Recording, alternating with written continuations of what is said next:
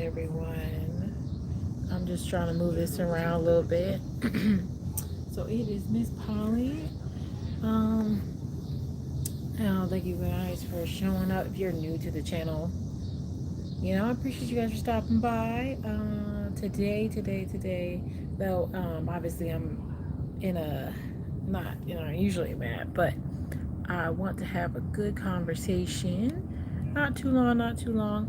And as you can see, I'm wearing my maid outfit, my cosplay, and this is going to be talking about where do we start, right? Because I think when I wear the maid outfit, to me, it's talking about like how we start cleaning up stuff, how we start places. Because a lot of people ask about starting, you know, starting dating and things like that, and we have conversations about that. So if you guys are new to this channel, thank you for coming by, thank you for stopping by, checking me out. I'm Miss Polly, and what we like to talk about here is relationships and how our relationships can contribute to our life and the well-being of our everyday, right? And the better relationships we have, the better life we will have. And so today, though, the topic is how we should not date poly people. Now, this is something I think that is really important. And right now, there's a lot of people who are deciding to either date or not date poly people. There's a lot of people having conversations about being poly or being polyamorous, are deciding to go down that path. And to be real honest with you, I think it's interesting that a lot of people are starting to be a little bit more serious about it and not taking it as a joking matter, more in a serious, more mind frame, and it's actually a real life thing to do. So I want to help people, guide them through that process. And one of the first things that comes up is, who should you date? Now, when I first started in poly, first thing I heard from everyone who was poly every freaking which way was, do not date people who are monogamous. Once you decide to be poly, you just can't be dating monogamous people. And I was like, well, that's kind of hard because two reasons. Maybe where you're located, maybe you don't have as many people who are poly where you're at, who are outspoken being about poly. And then another thing is, what if you want to date somebody and they aren't poly? Like, what do you do? Like, not everyone's monogamous, and people who start off monogamous sometimes want to transition into being poly, right? And those people who are transitioning, you're not supposed to date them. So the cardinal rule is not to date anyone who's not poly. And I always thought that was like the craziest thing I ever heard. And I was like, oh, I don't care. And I'm just gonna date who I want to date. If I have a good vibe, if it's feeling right, it's whatever, because that's not a problem. So that's what I did. I dated people who were monogamous. I went on dating apps. I did tell people that I was not monogamous. I did. I wouldn't tell them that. But when I told them I was not monogamous, I really didn't have a lot of, like, fight. Usually it's only a couple things.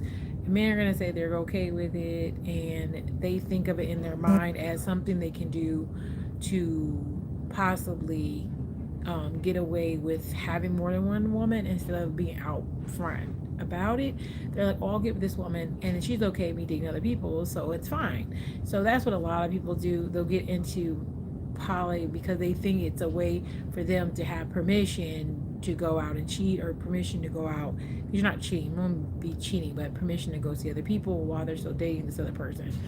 And a lot of times they're not in the mind that, oh yeah, like there are processes, there's are rules. I wouldn't even say rules, they're just boundaries. Some people have boundaries that are very, very close to being monogamous, right? So you want to be aware of that. So I was just like, yeah, I'm gonna date people. I actually did that. I didn't have no issue at all.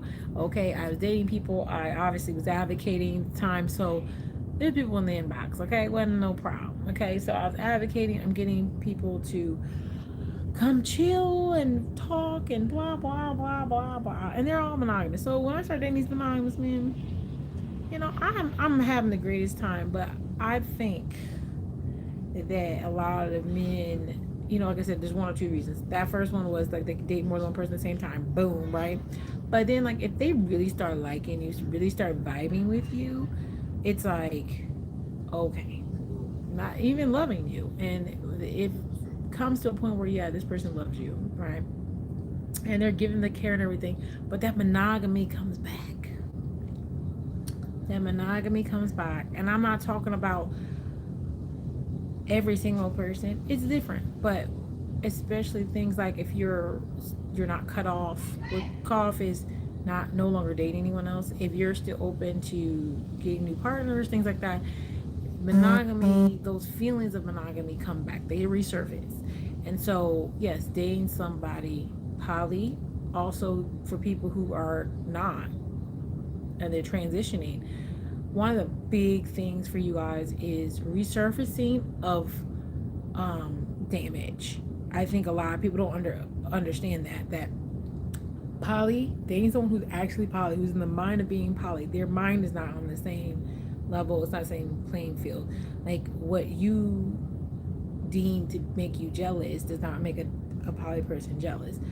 I'm not saying no poly person gets jealous, but there's a lot of people who don't feel the same way about certain things. They don't make them jealous because they are no longer competing with anybody. They ain't competing with nobody. So the jealousy isn't there. So there's a lot of things that come with being jealous. That's a whole other video which we will do.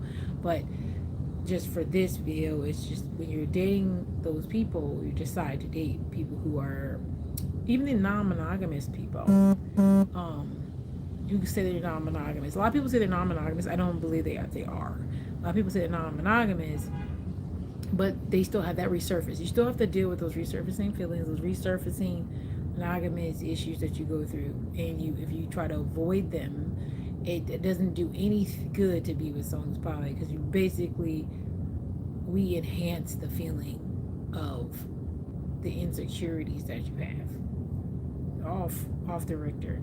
So if, let's just for example, if you were a person who was cheated on a lot, okay, every time your partner decides to get with someone else, you're literally triggering them every time you add a person, every time you're talking to a new person, every time you say you're triggering them to that you're cheating, that you're the phone calls, the text that they may not know about, even though it's to the poly person, it's not like I'm cheating, I'm not doing anything wrong. I'm getting a phone call, I'm getting a text, and so what? It just wrote me. What does the text say? Like it starts to build up. And the people who don't have that, they don't have that feeling. I don't have monogamous feeling. Hey, darlings. Hey, Bible. I just want to say hi to everybody. I'm sorry. No one got my glasses on, so I sure enough can't read these things. So I will, if I see them, I will say something, and then later on I will reply. You guys know me, I will reply all the time. But anyway, when you have people who are constantly in a monogamous mindset, trying to get with someone who's poly, or trying to attempt it, you really need, I'll be honest, you really need someone to help you guide through this. It is not something you just jump into. Even myself, I think after I decided to start dating people regularly and I started dating monogamous people, and I was like, okay, I want to date monogamous people. I had a little bit of mixture, but I've dated more monogamous people as a poly person than I've dated poly people as a poly person. So the people who are monogamous, they do struggle. So you also have to be that person supporting them mentally while they're going through the process of the change. So this is like a two-part thing. So as a person who's poly, I also have to help guide you through the jealousies and all those things that are enhanced for you, because you didn't deal with those things. So the hurt and stuff that people think they're getting away with, they're like, oh, I've had my stuff hurt before, blah blah blah, but now I'm dating this person, right? I'm dating this person who's poly. They're going to be okay if I talk to other women or men, and they're going to be okay with these things, and I'm okay with that too, because if they do it, I can do it, and then it's fair, and blah blah blah, right? That never, it don't work out that way. It's lies, all lies. What happens is you get with the person, and them dating, like I said, first off, will start triggering those monogamous feelings. Usually it's jealousy first. Second, what happens is a lot of times the other issues you have will be amplified. And I always used to say, is that if one person tells you something about yourself, maybe they're wrong. If two people tell you something about yourself, you probably need to self-reflect, because if you have two partners and they're looking at you and they tell you the same other effing thing, it's probably you. You're probably the one causing havoc and strife, and you got to remember that that's probably your fault. So you you want to take a look at yourself. So self-evaluating is getting done. So yeah, should you date monogamous? um I, like I said, we're just kind of going through this video, just having this quick talk. Should you date monogamous as a poly person? And when they first came to me and told me that that's crazy, you should not do it, I was like, you know what?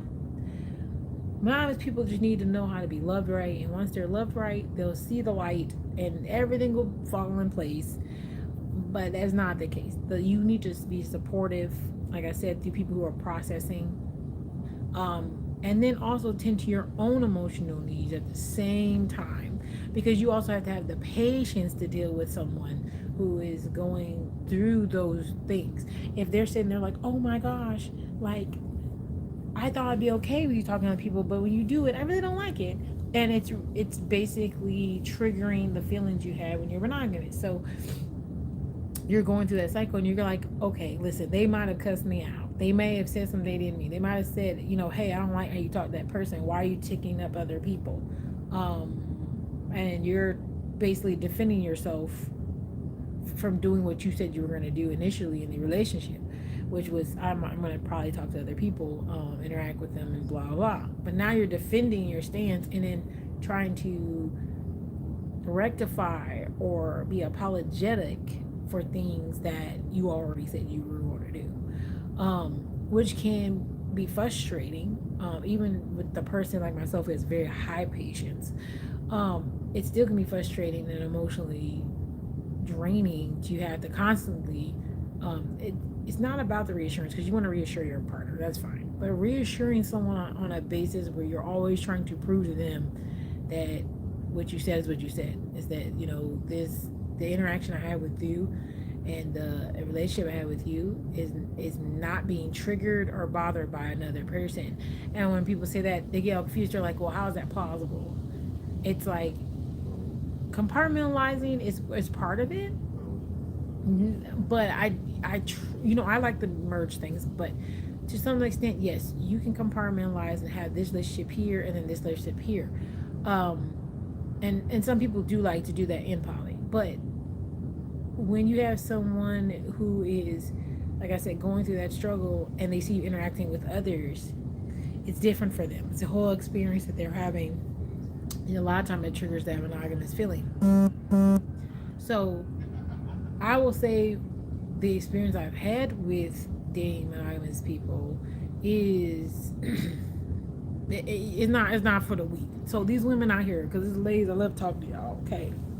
If y'all decide to talk more than one man and be an open situation where they are very aware of what's taking place, which it should be, because keeping that a secret is a dangerous thing. But if you're open about what you're doing, you explain to these people what you're doing, all these, they're okay with it. One of the things is like, there's like this line you have to be on. You have to be able to learn how to tend to their needs of being monogamous, right? Bye, Black Beauty. And also tend to your own emotional needs, because you are going to need yours to be fit too. So it just is, so like overall, I a couple of times I've said I would stop dating monogamous. I did, but I still do it. It's not intentional. A lot of people say, well, why would you do it? I'm not doing it intentionally. I just like who I like, and it is what it is. But a lot of people know that if I date poly, that I don't have, the battle's not the same. It's not a battle. And when I say I'm going out with someone, I'm just going out with someone. And that if, like I said, if you have two people, like, I'm not being triggered by someone else. Like, I'm not going to go find or I meet a person and go date them because you're not doing something. And that's really hard for people to understand.